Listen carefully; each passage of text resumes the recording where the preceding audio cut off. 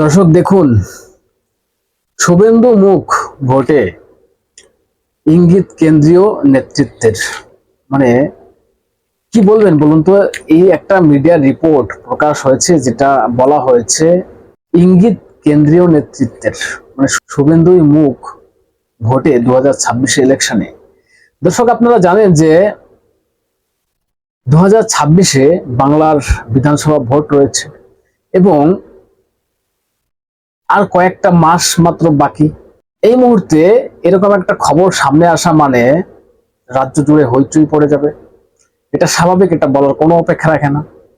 কারণ বিজেপির একমাত্র মুখ কে এই রাজ্যে? শুভেন্দুকেই কি কেন্দ্রীয় যারা নেতৃত্ব আছে তারা কি সত্যি এটা ভেবেছে যে শুভেন্দুই মুখ, বাংলার প্রধান মুখ্যমন্ত্রী শুভেন্দুই হবেন যদি বাংলায় ক্ষমতায় আসে বিজেপি? প্রিয় দর্শক, আমি নয়ন রায়, আপনারা দেখছেন হাবড়া টিভি। দর্শক, কারো পাচারটার সুযোগ নেই, পাচারটা আসেনি। অথেন্টিক, পিওর, বাস্তব, রিয়েল কথাটা বলছি, যেটা সত্য সেটা স্বীকার করতে হবে। অন্যায়ের বিরুদ্ধে প্রতিবাদ করতে হবে। অন্যায়ের বিরুদ্ধে আমাদের প্রতিবাদ চলবে। তবে আপনাদের বলবো, চ্যানেলটা সাবস্ক্রাইব করে পাশে থাকুন, সঙ্গে থাকুন।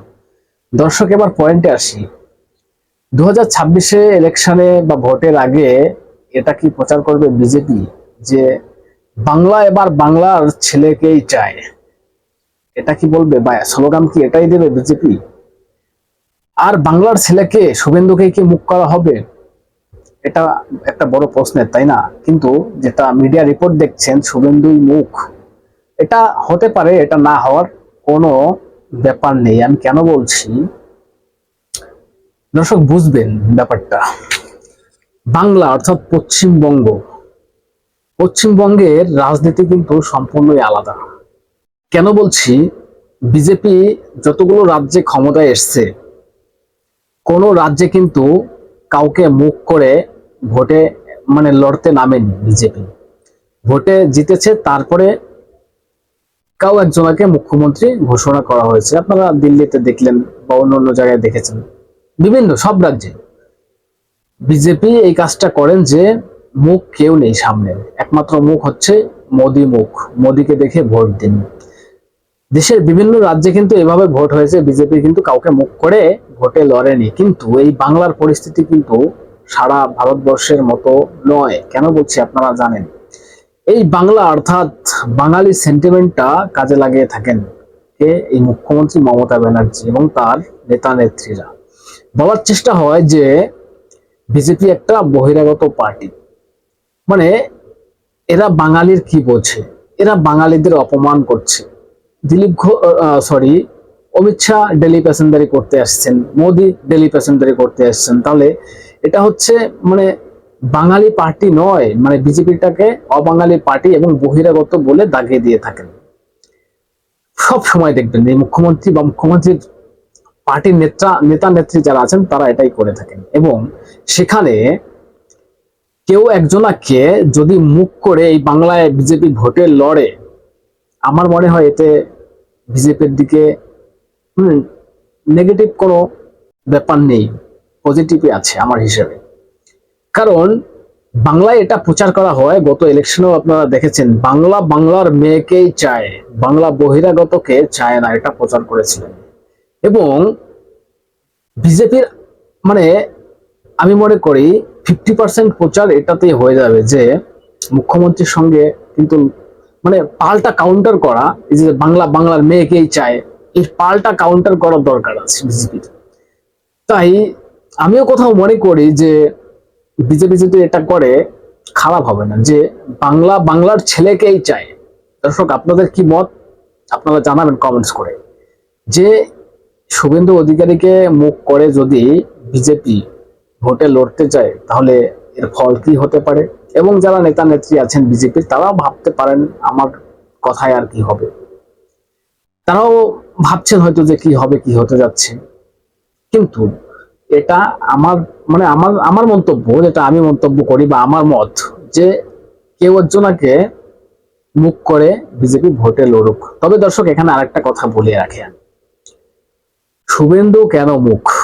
শুভেন্দুকেই কেন কেন্দ্রীয় নেতৃত্ব চোখে দেখেছেন, আর কাউকে কেন মুখ হিসেবে দেখছেন না? তবে আমি যেটা বলবো দর্শক, বাংলার বিজেপির রাজনীতিতে আমি যেটা দেখেছি, আগে কিন্তু তিনটে নাম নিয়ে চর্চা হতো। এক, দিলীপ ঘোষ ফার্স্ট, সুকান্ত মজুমদার এবং নিশ্চয়ই শুভেন্দু অধিকারী। এই তিনটে নাম নিয়ে কিন্তু চর্চা হতো যে তিন ব্যক্তি যেখানে আছে সেখানেই বাজিমাত, বিভাজন হলেই তিনজনের ভিতরে, তাহলে কিচ্ছু হবে না। এটা কিন্তু আমরা আগে বলতাম বা ভাবতাম, কিন্তু হঠাৎ করে দিলীপ ঘোষ কিন্তু হারিয়ে গিয়েছে। দিলীপ ঘোষের এমন কিছু কার্যকলাপ সামনে এসছে কয়েক মাসের ভিতরে, আপনারা দেখেছেন। কিন্তু বিজেপির কোনো প্রচারে না আছে দিলীপ ঘোষ, না কারোর সঙ্গে ঠিক মতন যোগাযোগ আছে। আমার ধারণা যোগাযোগও ঠিক মতন নেই, কারণ আপনারা ইতিমধ্যে দেখেছেন যে দীঘায় জগন্নাথ মন্দির উদ্বোধনে মমতা ব্যানার্জি সেখানে ছিলেন, তার উপস্থিতিতে গিয়েছেন মন্দিরে, আপনি যেতেই পারেন, ওকে, প্রবলেম নেই। কিন্তু সেখান থেকে এসে ফিরে যে ধরনের বক্তব্য রেখেছেন, মানে এটাতে কিন্তু বিজেপির কর্মীদের মনে একটা আঘাত দিয়েছে, এটা বলার কোনো অপেক্ষা রাখে না। এবং তাকে কোনো মিটিং মিছিলে দেখা যাচ্ছে না ইদানিংকালে।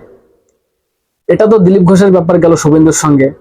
এর মানে দিলীপ ঘোষের থেকে এগিয়ে নিশ্চয়ই শুভেন্দু অধিকারী এখানে দিলীপ ঘোষ থেকে, আপনারা নিশ্চয়ই বুঝতে পেরেছেন। এবং সুকান্ত মজুমদারের সঙ্গে যদি তুলনা করে থাকেন শুভেন্দুকে, সেটা আমি যেটা জানলাম, সুকান্ত মজুমদার একটা কেন্দ্রীয় মন্ত্রী আছে, এবং যারা এমপি হয়েছেন তাদের আর মানে লোকালে টিকিট দেবে না বিজেপি, এটাই বলা হচ্ছে। কোনো এমএলএ কে বিজেপি এমপি টিকিট দেবে না, এটা হচ্ছে মানে বিজেপির একটা দলীয় সিদ্ধান্ত হতে পারে, এরকম কিছু একটা। এটা মানে উঠে এসছে।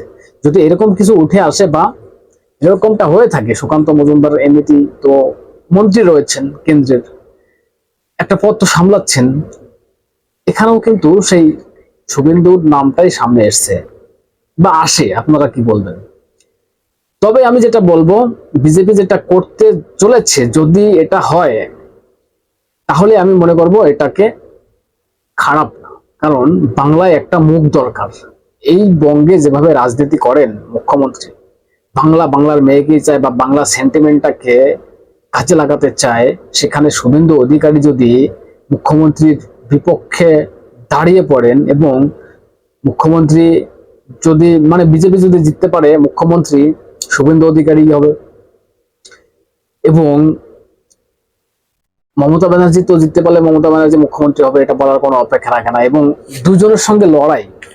তবে দর্শক, আরেকটা কথা এখানে বলে রাখি, শুভেন্দুর নামটা তো এমনি এমনি চলে আসেনি, আপনারা দেখেছেন লড়াইটা, দেখেছেন কিভাবে শুভেন্দু অধিকারী লড়াইটা করছে, কিভাবে করছে।